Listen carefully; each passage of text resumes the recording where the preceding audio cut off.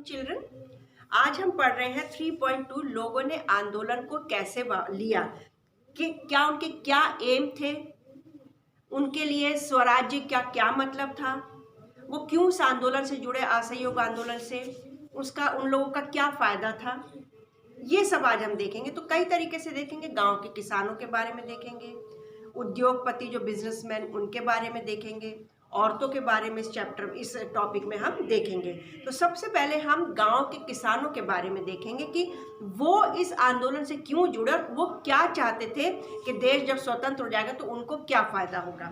गांव में संपन्न किसान समुदाय जैसे गुजरात के पटीदार और उत्तर प्रदेश के जाट आंदोलन में सक्रिय थे।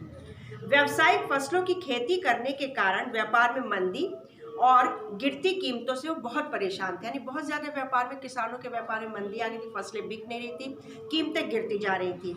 जब उनकी नकद आय खत्म होने लगी तो उनके लिए सरकारी लगान चुकाना बहुत ही मुश्किल हो गया। फसलें बिक नहीं रही थी क्योंकि अंग्रेज उनसे सस्ते दामों में लेते, तो लगान बहुत ज़्यादा लगाते थे, तो उनके लिए बड़ा मुश्किल हो गया लगान चुकाना। सरकार लगान कम करने को तैयार नहीं थी, अंग्रेजी सरकार।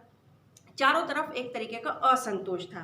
संपन्न किसानों ने सभी ने अवज्ञा आंदोलन का बढ़ चढ़कर समर्थन किया, उसको प्रेज किया और उसमें हिस्सा भी लिया। उनके लिए स्वराज की लड़ाई भारी लगान के खिलाफ थी। वो क्यों लड़ रहे थे? सिर्फ लगान के खिलाफ, कि उनकी लड़ाई जो थी लगान के खिलाफ थी। लेकिन जब 1931 में लगानों के घटे बिना आंदोलन वापस ले लिया गया तो उनको बहुत ही ज़्यादा डिस्करेजमेंट हुआ, बहुत निराशा हुई। फलस्वरूप जब 1932 में आंदोलन दोबारा शुरू हुआ तो उनमें से बहुत से लोगों ने, किसानों ने इस आंदोलन में हिस्सा लेने से मना कर दिया। उनको ये लगा ये तो बार बार आंदोलन करते हैं, बार बार वापस ले लेते तो कोई फायदा नहीं है। इस प्रकार उन्होंने ये सोचा।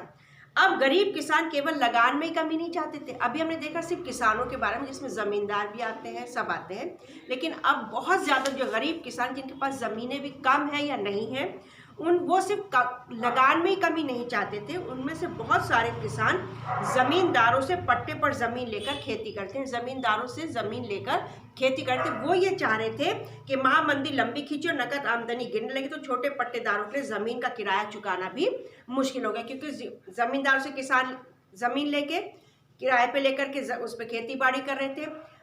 फसलों में भारी गिरावट आई, लगान चुकाना मुश्किल हो गया, प्लस उनके लिए तो किराया देना भी मुश्किल हो गया, क्योंकि ज़मींदारों को उन्हें किराया भी देना पड़ता था। वो चाहते थे कि उन्हें ज़मींदारों को जो भाड़ा चुकाना था उसे माफ़ कर दिया, यानी लगान तो माफ़ हो ही हो, लेकिन जो वो ज़मींदारों को किराया देते ज़मीनों का वो भी ख़त्म हो जाए। ये था किसानों की स्थिति। अब हम देखेंगे व्यावसायिक वर्ग की क्या स्थिति थी, बिजनेस क्लास लोगों की। पहले विश्व युद्ध के दौरान भारतीय व्यापारी और उद्योगपतियों ने भारी मुनाफा कमाया, बहुत फायदा हुआ जब फर्स्ट वर्ल्ड वॉर हुआ। कैसे?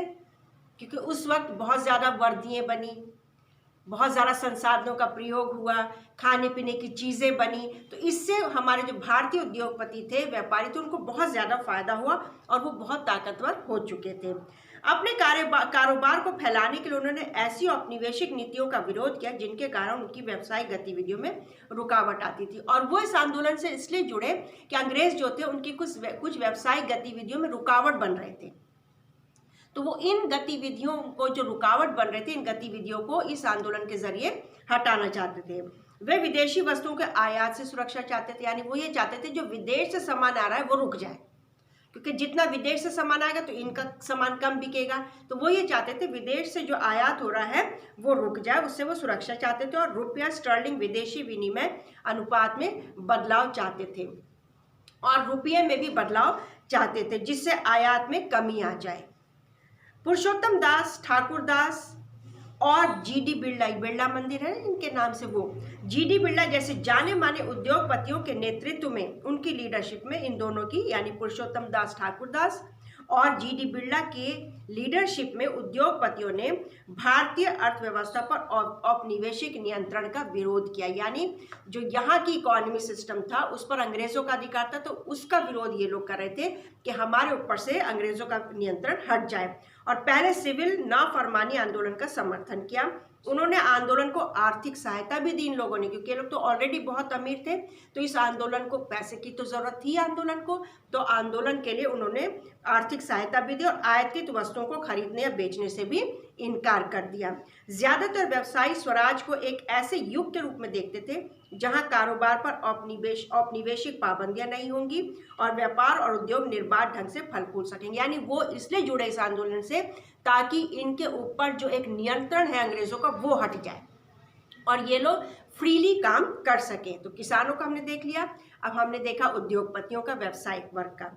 अब हम देखेंगे मजदूरों का। औद्योगिक श्रमिक वर्ग ने सभी ने अवज्ञा आंदोलन में नागपुर के अलावा और कहीं भी बहुत बड़ी संख्या में हिस्सा नहीं लिया। यानी सबसे ज़्यादा मजदूर जो इकट्ठे हुए वो नागपुर में इकट्ठे हुए, जो महाराष्ट्र में है। जैसे जैसे उद्योगपति कांग्रेस के नज़दीक आ रहे थे, मजदूर कांग्रेस से छिटकने लगे थे। फिर भी कुछ मजदूरों ने सभी ने अवज्ञा आंदोलन में हिस्सा लिया। उन्होंने विदेशी वस्तुओं के बहिष्कार जैसे कुछ गांधीवादी विचारों को कम वेतन और खराब कार्यस्थितियों के खिलाफ अपनी लड़ाई से जोड़ लिया। यानी वो इसलिए जुड़े, एक तो कम वेतन मिलता था और प्लस खराब कार्यस्थितियाँ थी, यानी उनके काम करने का जो ढंग था या जो उनसे काम करवाया जाता था उसकी स्थितियाँ बहुत खराब थी। इसके खिलाफ उन्होंने इस आंदोलन को जोड़ दिया। 1930 में रेलवे कामगारों की और 1932 में गोदी कामगारों की हड़ताल हुई। रेलवे वाले और जो सी पोर्ट पे काम करते हैं उन लोगों की भी हड़ताल हुई, जो समुद्र की। 1930 में छोटा नागपुर की टिन खानों के हजारों मजदूरों ने गांधी टोपी पहनकर रैलियों और बहिष्कार अभियानों में हिस्सा लिया। याद है अभी जब केजरीवाल जी आए थे मुख्यमंत्री बन के, तो आम आदमी पार्टी की टोपियां बिकती थी ना, इसी प्रकार की गांधी टोपी पहनकर लोगों ने इस हड़ताल में, रेलवे मजदूर हों चाहे वो गोदी कामगार हों जो समुद्र के वहाँ पर काम करते हैं, उन लोगों ने रैली में हिस्सा लिया था। सिविल नाफरमानी आंदोलनों में ये हमने तीन तरह हमने देख लिया। गांव के किसान देखे, उद्योगपति व्यवसायिक वर्ग देखा, फिर मजदूर देखे। अब हम देखेंगे औरतों ने इसमें क्यों हिस्सा लिया। सिविल नाफरमानी आंदोलन में औरतों ने बड़े पैमाने पर हिस्सा लिया। गांधी जी के नमक सत्याग्रह के दौरान हजारों औरतें उनकी बात सुनने के लिए घर से बाहर आईं। उन्होंने जुलूसों में हिस्सा लिया, नमक बनाया, विदेशी कपड़ों और शराब की दुकानों की पिकेटिंग की। बहुत सारी महिलाएं जेल भी गईं। शहरी इलाकों में ज़्यादातर ऊंची जातियों की महिलाएं सक्रिय थीं, जबकि ग्रामीण इलाकों में संपन्न किसान परिवारों की महिलाएं आंदोलन में हिस्सा ले रही थी। यानी शहरों में जो अमीर महिलाएं थी वो, और शहरों में भी जो संपन्न किसान थे, जो वेल स्टैब्लिश्ड फार्मर्स थे, उनकी घर की औरतें हिस्सा ले रही थीं। गांधी जी के आह्वान के बाद औरतों को राष्ट्र की सेवा करना अपना पवित्र दायित्व लगने लगा। उनको ये लगा कि राष्ट्र की सेवा करना एक पवित्र दायित्व है, उनका फर्ज है। लेकिन सार्वजनिक भूमिका में इस इजाफे का मतलब यह नहीं था कि औरतों की स्थिति में कोई भारी बदलाव आने वाला था। यानी उन्होंने हिस्सा तो लिया लेकिन उनकी स्थिति में कोई भारी बदलाव आने वाला नहीं था, इसकी उम्मीद उन लोगों को नहीं थी। गांधी जी का मानना था कि घर चलाना, चूल्हा चौका संभालना, अच्छी माँ और अच्छी पत्नी की भूमिकाओं का निर्वाह करना ही औरत का असली दायित्व है या असली कर्तव्य है। इसलिए लंबे समय तक कांग्रेस संगठन में किसी भी महत्वपूर्ण पद पर औरतों को जगह नहीं दी गई। कांग्रेस हिचकिचाती थी औरतों को किसी भी बड़े पद पर रखने से। कांग्रेस को उनकी प्रतीकात्मक उपस्थिति में ही दिलचस्पी थी। बस कांग्रेस ये चाहती थी कि बेशक ये जुलूस वगैरह में हिस्सा ले, लेकिन हम इनको ऊंचे पद नहीं दे सकते क्योंकि इनकी ज़्यादा जिम्मेदारी घर के प्रति है। तो हमने इस तरीके से देखा आज बेटा 3.2 में कि लोगों ने कैसे लिए। तो सबसे पहले हमने किसानों का देखा कि उनके क्या एम थे इस आंदोलन से जुड़ने के। फिर हमने देखा व्यवसायिक वर्ग क्यों जुड़ा इस आंदोलन से। फिर हमने देखा मजदूर इस आंदोलन से क्यों जुड़े, और उसके बाद हमने औरतों का देखा कि औरतें इस आंदोलन से क्यों जुड़ी। 3.2 हमने आज कंप्लीट कर लिया है। कल की क्लास में हम ये चैप्टर कंप्लीट कर देंगे। इस वीक में हमारा चैप्टर कंप्लीट हो गया हिस्ट्री का। क्वेश्चन आंसर्स भेज दिए जाएंगे। घर पर रहना, खुश रहना। एक और बात मैं कहना चाहती हूँ, कल जो मैंने लिंक भेजा था तुम लोगों को, एक ऑनलाइन तुम लोगों को स्कॉलरशिप का फॉर्म भरना है, ठीक है ना, ऑनलाइन। तो वो एक लिंक भेजा था, उस पर नहीं खुला तो हमने एक और लिंक तुम लोगों को भेजा था, उसी पर तुम लोगों को वो भरना है, फिल करना है पूरा फॉर्म। डिटेल्स बहुत ध्यान से भरना, कोई भी गलत डिटेल नहीं होनी चाहिए, तभी तुम्हारे अकाउंट पे स्कॉलरशिप का अमाउंट आ पाएगा, ठीक है। दूसरी बात, सिर्फ ये माइनॉरिटीज़ के लिए है, जो मुस्लिम्स हैं, सिख हैं, क्रिश्चियंस हैं, जैनिज्म है, बुद्धिस्ट हैं, उन लोगों के लिए ये। General category SC ST OBC के लिए नहीं है ये, ध्यान से भरना। और जितना भी तुम इसे भरो, जैसे आधार नंबर है, अकाउंट नंबर है, ये सब जो भरोगे, माइनॉरिटी का एफिडेविट है, या फिर हम अपने पेरेंट्स की या हमारी जो सालाना इनकम है घर की, परिवार की, वो जो हम लिख रहे हैं, उन सब का हमें पूरा हार्ड कॉपी भी स्कूल में चाहिए होगी। जब तुम लोगों को कहा जाएगा तब जो डेट दी जाएगी उस डेट पर ये सारी डिटेल घर पर स्कूल लेकर आनी है, ठीक है। ध्यान से पढ़ लें, 30 नवंबर इसकी लास्ट डेट है।